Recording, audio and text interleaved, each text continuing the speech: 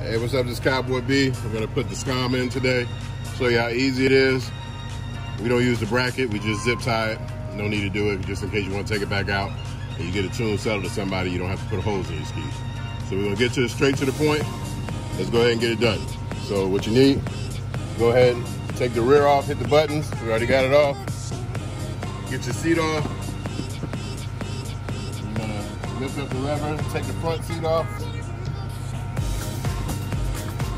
You come right here by your reservoir, you have your diagnostic cable. That's what you need to plug up your Scom to. So you unhook it. Take your Scom right here. And Scom stands for Speed Control Override Module. Plug it up. That's all you got to do. Then you're going to stick this back in here because that has the pigtail for your diagnostic cable. And then what we're going to do is zip tie this right here. And we'll be good to go. It's out the way, ready to work. And I'll show you ready to zip tie it, and they'll be done. Okay, take two zip ties, put them together. Stick them under your intake plenum right here.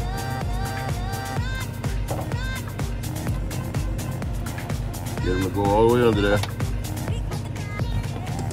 Reach the other side. Okay, we got the zip tie around it. And I like to do it here because it's out of the way and you get the support of the intake tube.